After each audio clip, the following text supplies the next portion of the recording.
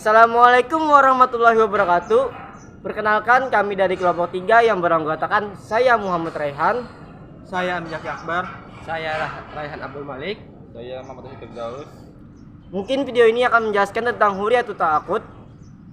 Selanjutnya kita akan lihat videonya. Materi yang kali ini kami akan menjelaskan yaitu hurriyatul ta'akud. Yang pertama ada pengertian akad.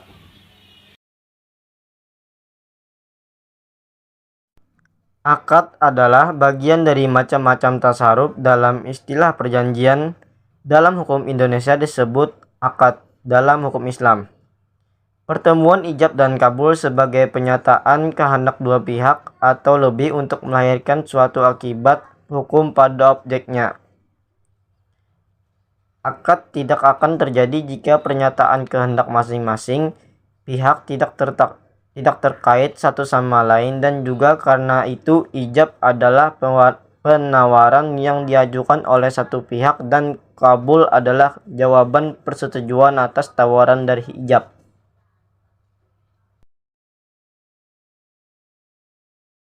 Tujuan akad adalah maksud bersama yang dituju dan yang hendak diwujudkan oleh para pihak melalui pembuatan akad. Untuk merealisasikan hukum pokok akad, maka para pihak memikul beberapa kewajiban dan hak.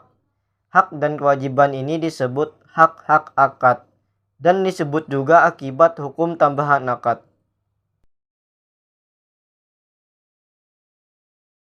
Syarat pelaku akad harus bebas menentukan pilihan dalam melakukan akad jual beli suatu barang agar sah. Contoh beberapa bentuk akad yang sering dilakukan oleh bank antara lain: 1.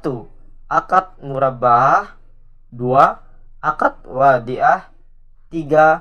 Akad musyarakah. B. Asas-asas perjanjian. Istilah perjanjian dengan perikatan banyak dimaknai setiap orang sebagai dua hal yang artinya sama. Namun sesungguhnya perjanjian dan perikatan memiliki arti yang berbeda.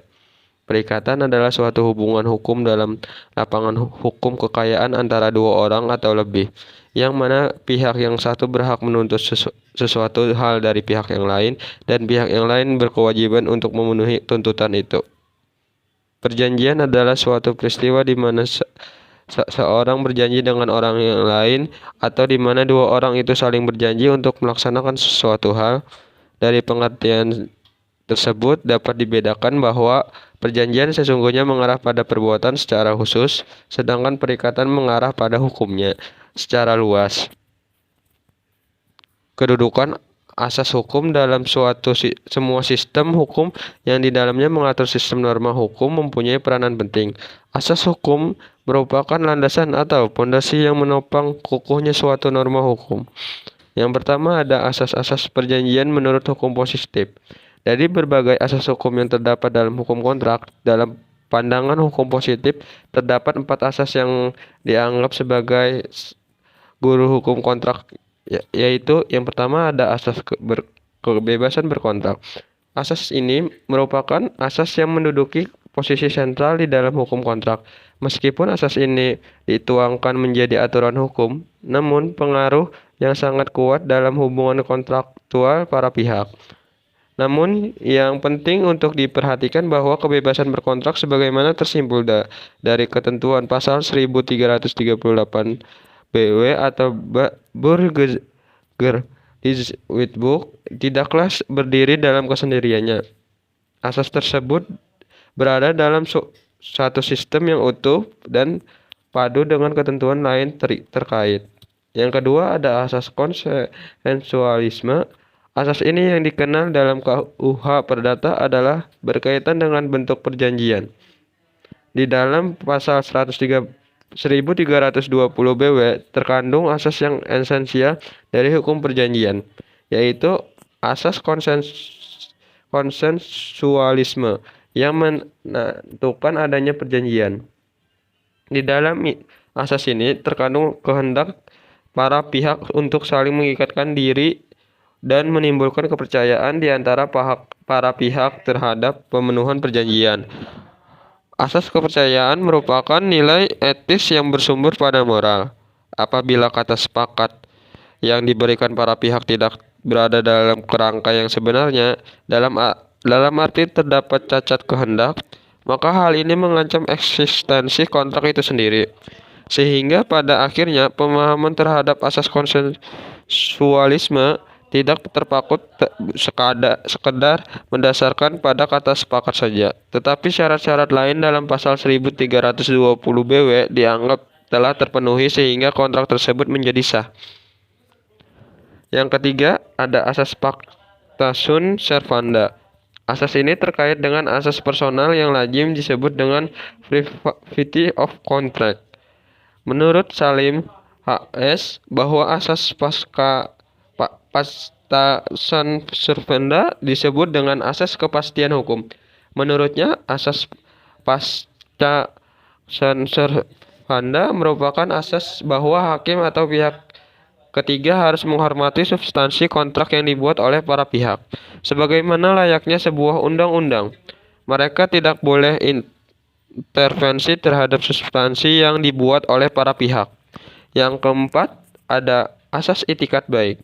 Dalam Simposium Hukum Perdata Nasional yang diselenggarakan Badan Pembinaan Hukum Nasional atau BPHN, itikat baik hendaknya diartikan sebagai: yang pertama, ada kejujuran pada waktu membuat kontrak. Yang kedua, pada tahap pembuatan ditekankan apabila kontrak dibuat di hadapan pejabat, para pihak dianggap beritikat baik meskipun ada juga pendapat yang menyatakan keberatannya.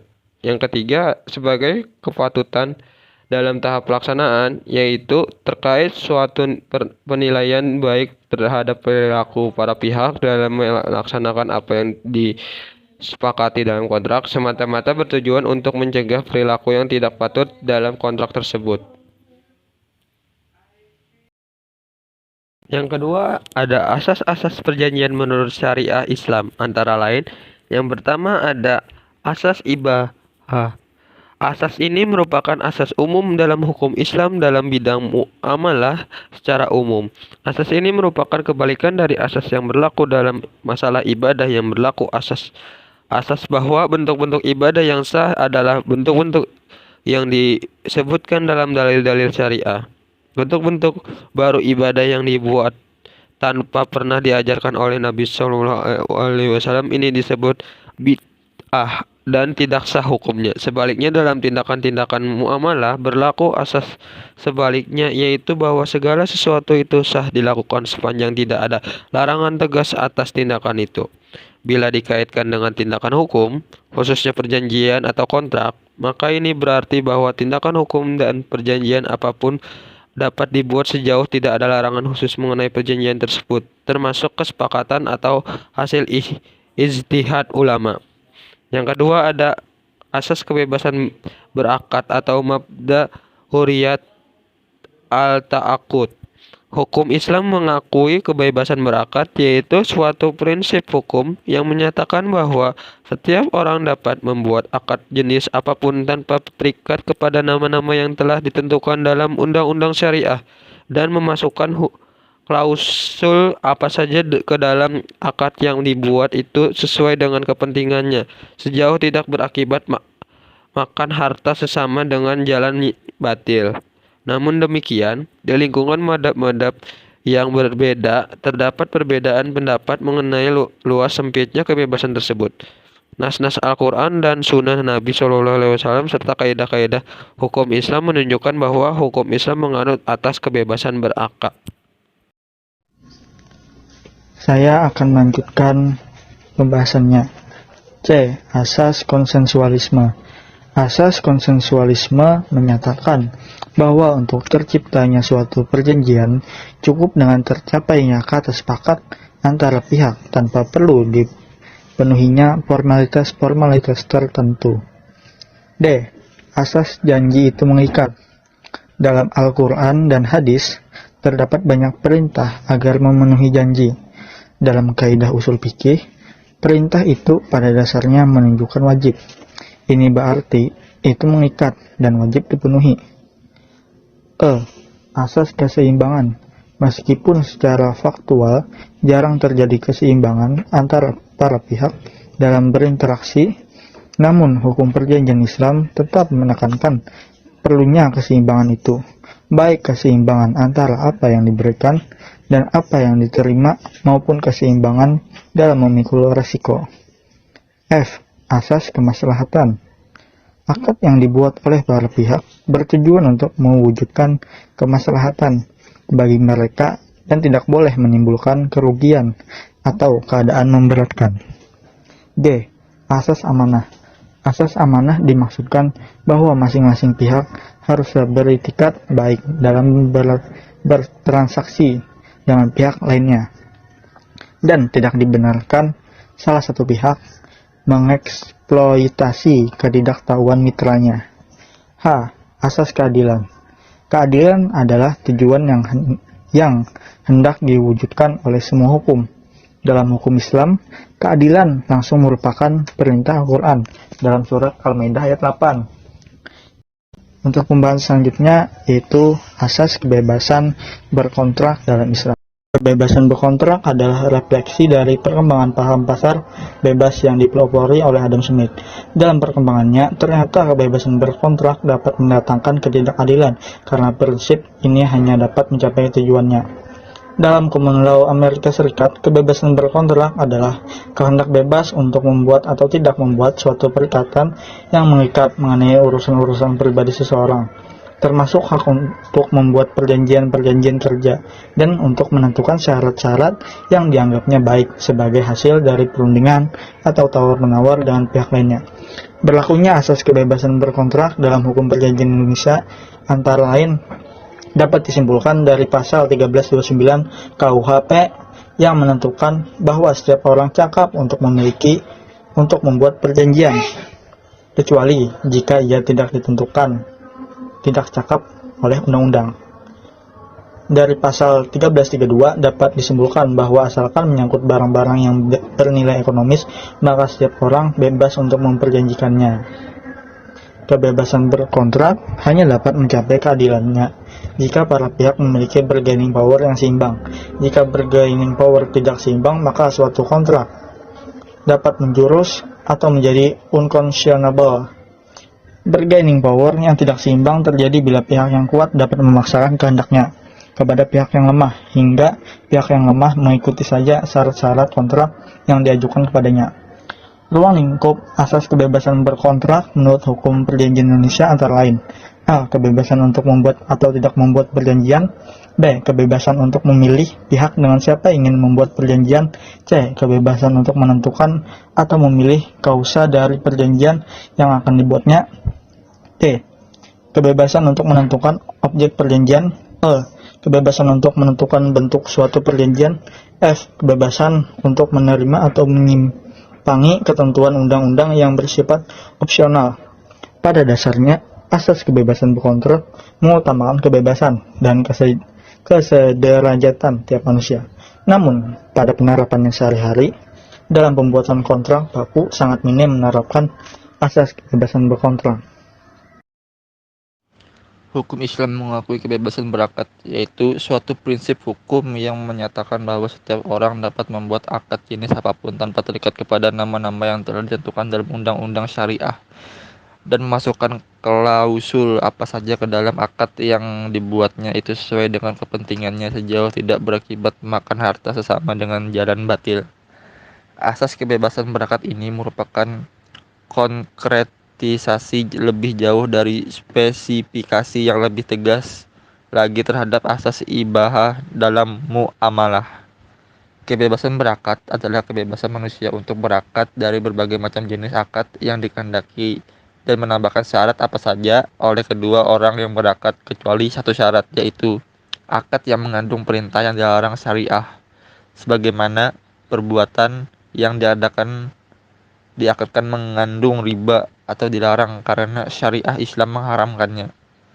Terdapat dua perbedaan pendapat para fuqaha mengenai pengertian kebebasan berakad, yaitu yang pertama, pendapat yang berhati-hati, yaitu menyatakan bahwa sesungguhnya asal dari akad itu adalah dilarang hingga ada dalil yang memperbolehkan dan kebolehan ini maka wajib dipenuhi. Pendapat kedua yaitu pendapat yang memudahkan, artinya bahwa iradah atau kehendak dua orang yang berakad sebagai induk dalam berakad adanya izin sebagaimana menurut syariah, maka menjadikan ridho sebagai landasan terlaksananya akad itu. Secara lebih rinci, kebebasan berkontrak atau hurriyat al-taqud itu diperbolehkan namun dibatasi oleh unsur-unsur berikut antara lain. Yang pertama, riba. Kenapa riba? Karena riba menambahan pendapatan secara tidak syah atau batil, antara lain dalam transaksi pertukaran barang sejenis yang tidak sama kualitas, kuantitas, waktu penyerahan, atau dalam transaksi pinjam-minjam yang mempersyaratkan nasabah penerima fasilitas mengembalikan dana yang diterima melebihinya. Yang kedua ada gharar atau ketidakjelasan dan masyir atau transaksi yang digantungkan kepada suatu keadaan yang tidak pasti dan bersifat untung-untungan. Adapun kaitannya dengan kebebasan berkontrak dalam melakukan perjanjian, dua hal ini harus ditransparansikan segala sesuatunya yang menyangkut isi perjanjian, artinya tidak ada yang ditutupi oleh masing-masing pihak. Yang ketiga ada julm, yaitu transaksi yang menimbulkan ketidakadilan bagi pihak lainnya. Dalam kebebasan berkontrak, unsur yang wajib dipenuhi atau yang menjadi batasan adalah tidak adanya tindakan julm.